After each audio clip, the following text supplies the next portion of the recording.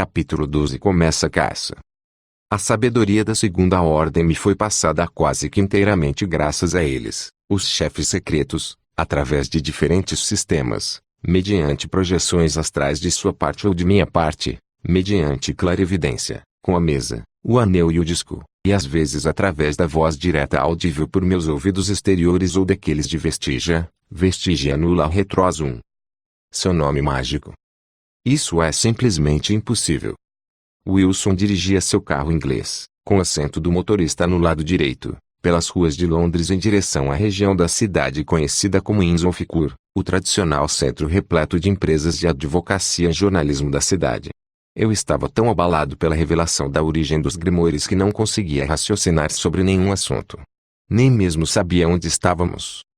Angela estava sentada ao lado de Wilson, no banco da frente.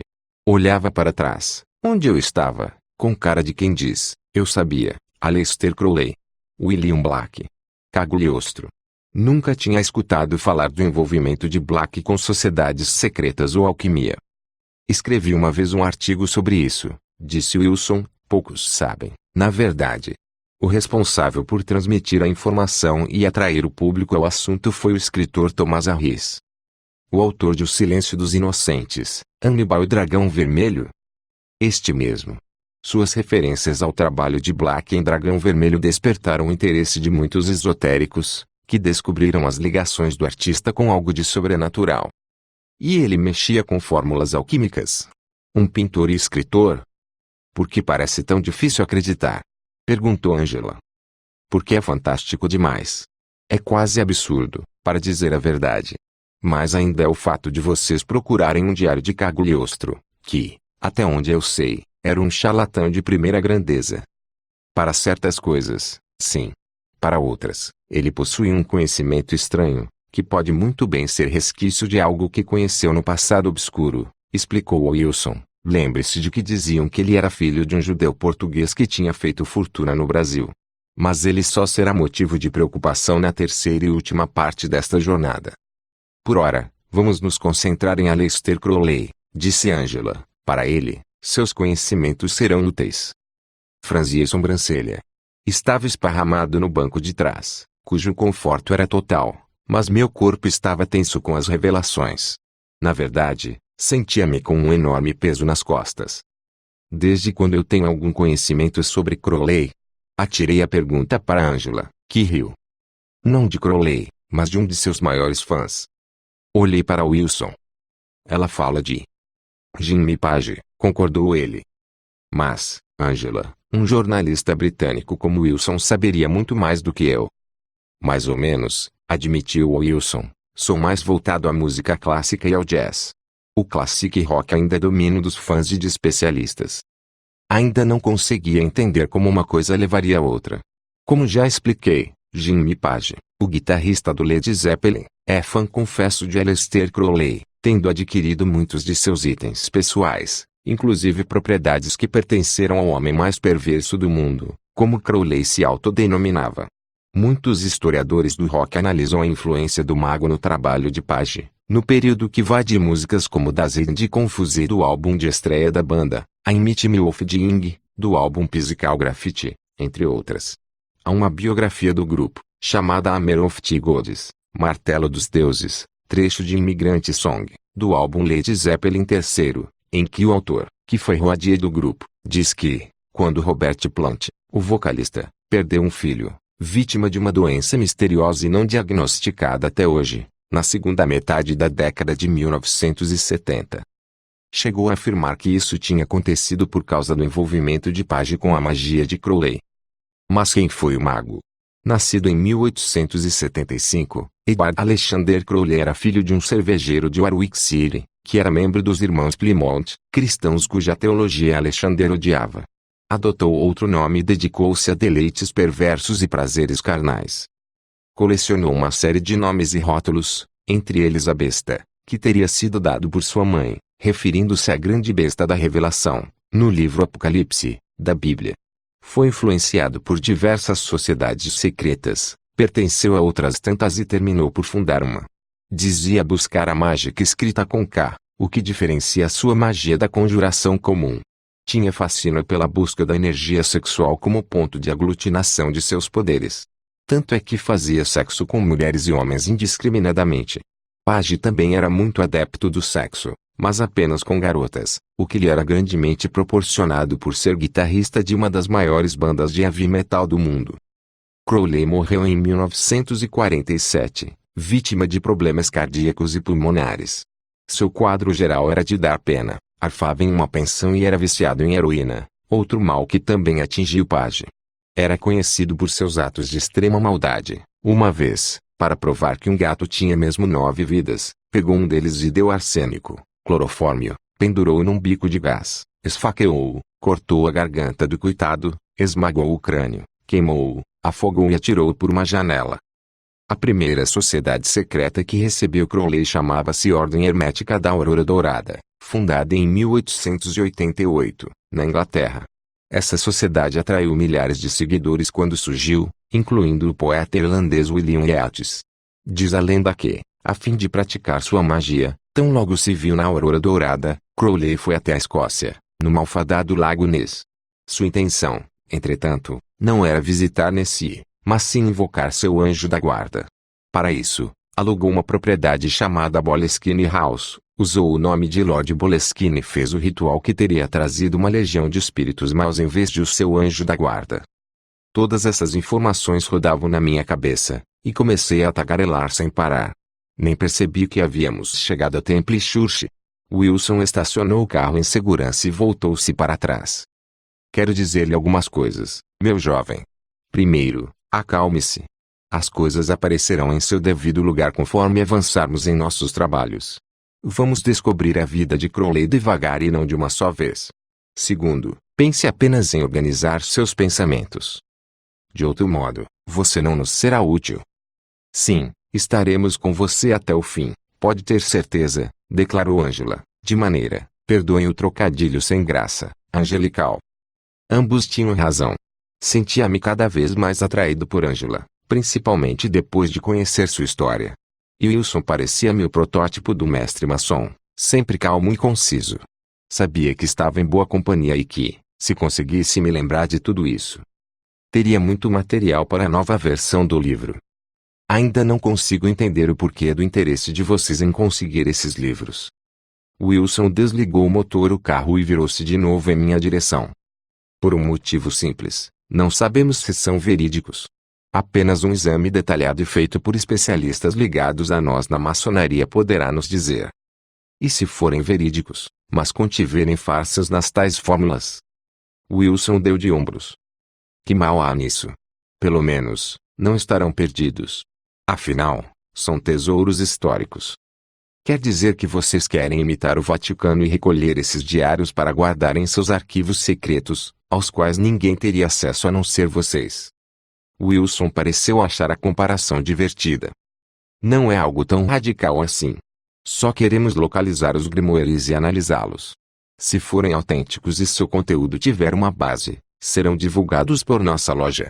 Caso contrário, se forem verídicos, mas possuírem conteúdo falso, ou mesmo se forem falsificações, ficarão resguardados da curiosidade alheia. E o processo quer os livros para complementar o conhecimento deles. Como Angela já deve ter te explicado, sabemos que, nesses volumes, há coisas como fórmulas de rejuvenescimento, transmutação de metais em ouro, até mesmo para a transmigração da alma. E funcionam? É o que saberemos depois de os analisarmos. Esse conhecimento, caso seja verdadeiro, coloca o processo em uma posição muito poderosa ante as demais sociedades, até mesmo de domínio. É a mesma coisa que aconteceria se Crowley não tivesse sido expulso da Aurora Dourada. Wilson se referia à expulsão de Crowley da primeira sociedade de que havia participado. Um fato muito comentado na época. Sabe-se que o mago convenceu o chefe dessa sociedade, Samuel Mathers, a iniciá-lo no grau mais alto. A loja de Londres mostrou-se indignada com a ousadia de Crowley. Algum tempo depois, ele, agindo em nome de Mathers, tentou apossar-se da loja londrina. Foi quando a Aurora Dourada decidiu que não queria ter nada a ver com eles e tanto Crowley quanto Mathers foram expulsos em 1900. Mathers, apesar de seu conhecimento dos chamados chefes secretos, os quais só se comunicariam com L-, não conseguiu impedir seu próprio destino. Angela olhou para um beco estreito entre duas casas comerciais, que levava até a Temple Church. Várias pessoas passavam por lá a caminho da igreja. Saímos do carro e estávamos parados na Fleet Street, bem na entrada do caminho. É informação demais para processarmos de uma só vez, disse Angela. Vamos com calma. No momento, é melhor entrarmos na igreja e aguardar o começo oficial. Saímos do carro e caminhamos pelo beco. Como isso funciona? Tem alguma cerimônia oficial ou algo assim? Sussurrei para Angela. Ela sorriu para mim. Devia achar minhas observações cômicas. Você vai ver. Aproximamo-nos do edifício da Temple Church. O nome, como se pode deduzir, vem dos Templários, o que transforma esta igreja num lugar especial e misterioso. É curioso pensar que quem não conhece história passaria batido pela igreja em formato redondo e sem nenhuma estátua ou adereço externo que indique que lá é um lugar de veneração. Tanto é que foi utilizada como referência em Código da Vinci. Wilson aproximou-se da porta principal de madeira e deu 3 toques longos e 2 menores. Pouco tempo depois, a porta entreabriu e um homem com cara de sacristão perguntou: Password? Angela e Wilson me olharam como se eu soubesse qual era. Não fazia a mínima ideia. Page, disse Angela. De que diabos ela estava falando? De repente, um carro passou a toda velocidade pela Fleet Street com um som bem alto, que ecoou pela estreita passagem. Parecia que mais alguém se dirigia para o mesmo local que nós. Coincidentemente, reconheci a música que tocava como sendo do álbum Walking into Clarksdale, de Jimmy Page e Robert Plant. O fato de ser uma canção com influências árabes destoava do cenário cristão, mas, mesmo assim, arrisquei o nome da canção. Mostig? Não, o verso completo, pediu Wilson. Pus a cabeça para lembrar a letra, e então caiu a ficha. Ugardstitrut, olhor Mostig. O homem respondeu com o segundo verso, uma contrassenha. Afrintenedovin Astarleske. O homem fechou a porta e escutamos um barulho de correntes. Logo ela se abriu de novo e adentramos o edifício. O ar gelado do interior bateu em nossos rostos como um tapa. O homem fez um sinal e o acompanhamos até um salão com as famosas efígies descritas em O Código da Vinci. Havia, pelos menos, outros 5 grupos de 3 pessoas no enorme salão, que aguardavam. O início da caça. Estava achando tudo para lá de estranho. O homem deixou-nos junto com os outros, que conversavam em voz baixa, e se retirou. Ao nosso redor, estavam as efígies de cavaleiros no chão, 5 de cada lado. Lembrava-me do que havia lido no romance de Dan Brown. Assemelhavam-se mesmo a tampas de túmulos, mas, ao que parecia, não havia nada debaixo delas. Muito bem, foi um golpe de sorte, disse Wilson. Ainda bem que você sabia a letra, disse Angela. Ainda olhando para as efígies, disse. Eu não sabia. Como assim? Perguntou Angela. Como é que eu ia saber a senha? Por que estão usando uma música dessas para tal fim? Wilson sorria. Você é o expert. Sabe bem a história da canção. Comecei a me lembrar do reencontro de Page Plant para o programa Unplugged, da MTV americana, em 1995, que saiu com o nome de No Quarter, Unleaded. 3 anos depois, um álbum de estúdio, Walking into Clarksdale, saíra. Mostig era a única música ainda com influências árabes. A letra é mais uma apologia de Plant a Deus do que uma letra atípica. Para muitos analistas do rock, seria uma maneira de Plant se desligar das influências malignas que Page recebera de Crowley durante a vida do Led Zeppelin. Faz sentido. Eu acho. E como se lembrou? Perguntou Angela. Pelo carro que passou na rua com a música tocando em alto volume. Quem seria nosso misterioso colaborador? Perguntou Wilson, mais para si mesmo do que para nós. De repente, Laura e Gabriel irromperam no salão, acompanhados de 5 homens vestidos de marrom. Olhei sério para Wilson, que observou a cena e estava com o mesmo olhar pensativo de quando viu Gabriel junto à agulha de Cleópatra. Você acha? Comecei, olhando para Wilson. Ele fez um sinal para que eu não dissesse ou fizesse nada. Voltamos a examinar a estrutura e aguardar. O grupo do processo ficou em um canto e nem mesmo nos falamos. Como é que isto funciona? Perguntei. Representantes de 3 sociedades secretas distribuirão cópias das pistas encontradas em antigos documentos. A partir daqui, temos 24 horas para encontrar o primeiro Grimoire e trazê-lo de volta para cá. Ou então uma nova tentativa será feita no ano seguinte. Sentia-me nervoso pela iminência de uma competição. Estar no meio de uma igreja antiga, com estátuas de mortos no chão, deixava-me ainda mais nervoso. O tempo parecia arrastar-se e meia hora depois ninguém mais havia chegado. Quando um relógio no interior da igreja soou 8:30 da noite, 3 homens com aventais brancos bordados com símbolos conhecidos, como o compasso e o esquadro dos maçons, surgiram com envelopes pardos. Irmãos, boa noite. Aqui estão as pistas para o começo da caça neste ano. Lembramos a todos do dever de, encontrando o Grimoire, trazê-lo para cá a fim de ser examinado por especialistas. Desejo a todos boa sorte e estaremos aqui mesmo, aguardando o grupo vencedor. Boa caça e que Deus guie seus passos. Um a um, os envelopes foram distribuídos. Angela apanhou o nosso e fomos para um canto. No interior, havia apenas um relato sobre o diário de Aleister Crowley, uma foto do mesmo em trajes árabes, que mais parecia uma foto de Rodolfo Valentino, e uma transcrição de um documento, obviamente uma carta, com algumas palavras destacadas. A partir baqueira silete tipipi show e eu examinei o conteúdo por algum tempo. O relato falava que o diário fora visto, pela primeira vez, logo após a morte de Crowley, em 1947, quando alguns discípulos o tomaram para examinar seus segredos. Esses discípulos pertenciam à ordem fundada por Crowley, batizada de Argentinum Astrum, ou Estrela de Prata.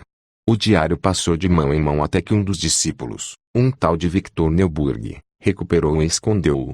Depois de sua morte, cuja data é desconhecida por não haver registros oficiais, começou-se a busca pelo livro. A única pista era o trecho acima, do qual a enigmática frase havia sido destacada. Saímos da Temple Church para o ar frio do fim de tarde londrino. O sol só iria se pôr por volta de 10 da noite, e tínhamos mais 1h30, mais ou menos, para começar as buscas. Fomos para o carro de Wilson e logo desaparecemos de vista para evitar contato com Gabriel e sua corja. Enquanto Wilson dirigia em sentido do Regent's Park, Angela e eu examinávamos a frase. Há alguma mansão por aqui com o nome de uma família Baker? Perguntei. Não que eu conheça, e conheço boa parte dessas mansões, respondeu Wilson. Mas o que pode ser esse Bakers? Uma lanchonete? Um restaurante? Onde se usam pronomes possessivos por aqui? Perguntou Angela. Enquanto os dois discutiam, deixei a mente ir embora. De repente, vi-me pensando em tudo. Menos no que deveria. Queria muito ver outros pontos de Londres, verificar suas belezas e sentia-me cheio dessa baboseira esotérica e preciosista. Olhei pela janela quando vi a entrada da estação Regent's Park do metrô. Queria muito conhecer aqueles lados e, sem pensar direito, perguntei. Alguém tem um mapa das linhas do metrô? Angela, que estava ao meu lado no banco de trás, abriu a bolsa e tirou um mapa dobrável. Abriu e localizei a estação. Seguindo a linha, vi que a próxima estação em sentido à rua é. O Alditone tinha o nome da rua onde Sherlock Holmes morava. Li muito a obra de Sir Arthur Conan Doyle V e gostava muito da maneira como ele tinha composto sua personagem, baseado em um professor observador que ele tinha. E Doyle era ligado ao esoterismo. Ou melhor, ao espiritismo. Wilson estacionou o carro na entrada do Regent's Park e virou-se para nós. Angela ainda examinava o conteúdo do envelope, mas eu estava longe. Lembrava-me de um rapaz que trabalha comigo na agência de publicidade, que esteve recentemente em Londres, e das fotos que ele mostrara. Uma delas era justamente dele numa saída da estação Baker Street, onde uma estátua de Sherlock Holmes, em tamanho natural, aguardava os visitantes do lado de fora. Estátua completa. Com cachimbo e tudo. Tipip, comecei. Não pode ser. É óbvio demais. Os dois me olharam intrigados. Expliquei sobre as fotos da viagem, a estátua de Sherlock Holmes e sobre como o cachimbo dela poderia apontar para algum lado. Wilson analisou minhas palavras com cuidado e decidiu arriscar.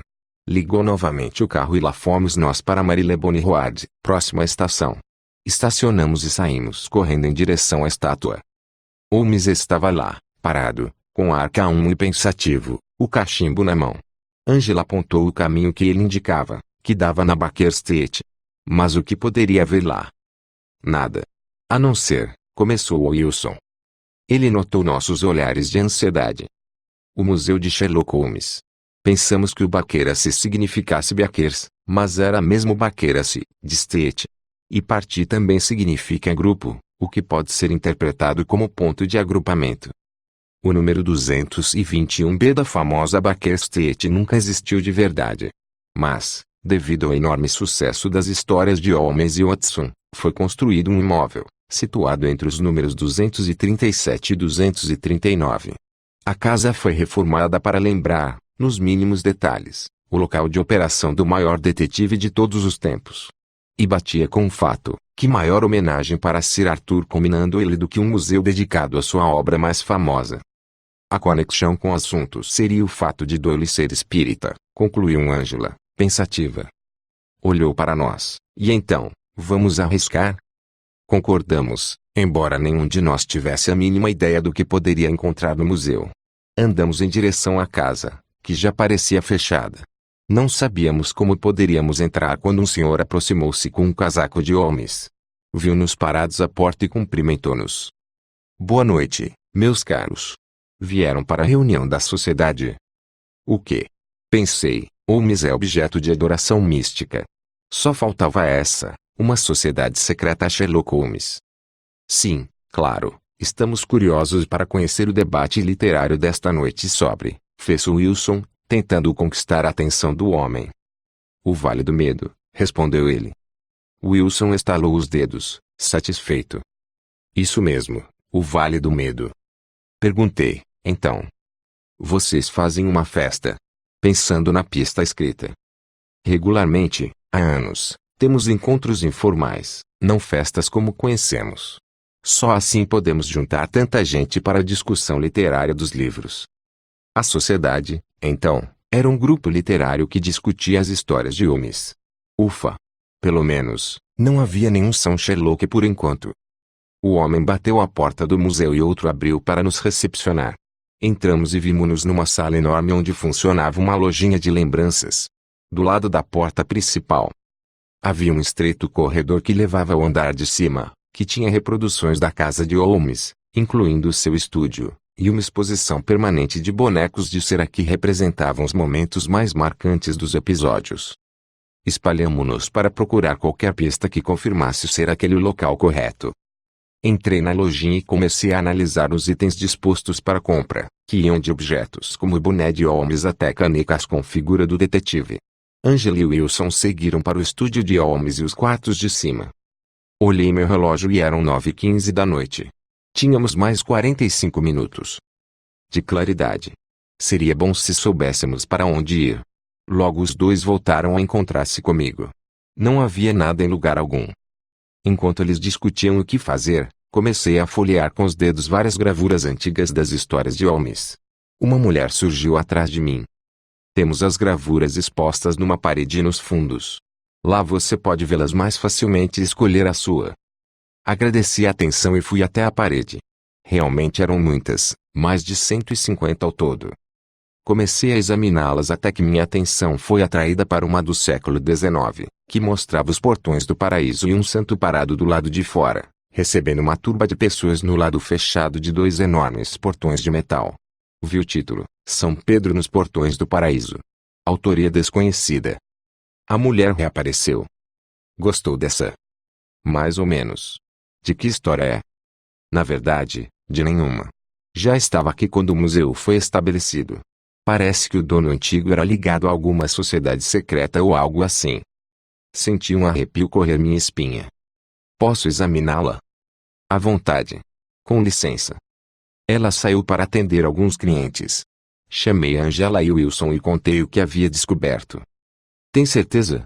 Perguntou Wilson. É a única coisa que destoa por aqui. E já estava aqui antes. Wilson retirou o quadro da parede e examinou seu fundo. Era colado com fita crepe. Discretamente, ele e eu começamos a rasgar a fita enquanto Angela cuidava para que ninguém nos interrompesse. Quando o fundo saiu, vimos, na parte de trás da gravura, uma mensagem em caligrafia antiga. Otto tutti traitors. Otto! Exclamou Wilson, Ordo Templi Orientis, ou Ordem dos Templários do Oriente. Não é a ordem para a qual Crowley foi depois de ser expulso da Aurora Dourada? Perguntei. Exatamente. Não pode ser coincidência.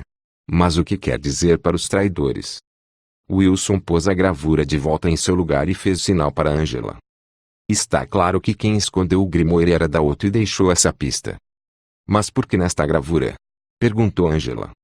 São Pedro nos Portões do Paraíso. Li o nome da gravura e, de repente, tudo ficara claro. Já sei. Saint Peterate Tigates of Heaven / Ornat Olet Min. É um dos versos de Meet Me of the Ing, do Led Zeppelin. Pelo jeito, o protetor do nosso grimoire também gostava de rock, disse Wilson. E quanto anos traidores? Perguntei. Foi a vez de Wilson falar, exaltado. Mas é claro. Tutti Traitors. A Torre de Londres. O Traitors Gate. Saiu correndo para a porta com Angela e eu em seu encalço. Sem percebermos, 2 homens de marrom também saíram de forma bem discreta. Termino do capítulo 12. Trecho da comunicação de Samuel Lideu Matters para membros da Ordem Hermética da Aurora Dourada, N.E., Dragão Vermelho, 1986, O Silêncio dos Inocentes, 1991, e Hannibal, 2001, 3 dos 4 filmes. Uma segunda versão de Dragão Vermelho foi feita 16 anos após a primeira, em que aparece o personagem Hannibal Lecter, sempre interpretado por Anthony Hopkins. Os filmes misturam psicopatia, homicídios e assassinatos em série, e o personagem Hannibal participa das investigações dos crimes cometidos. N.E. Physical Graffiti, primeiro álbum duplo do Led Zeppelin, lançado em 1975. N.E. Davis, Stephen. Hammer of the Gods, The Led Zeppelin Saga, em inglês, sem tradução para o português. Nova York, Berkeley Publishing, 2001. N.E. Sir Arthur Conan Doyle, autor de romances policiais cujo personagem central era Sherlock Holmes, detetive policial sempre chamado para desvendar mistérios e solucionar crimes. N.E.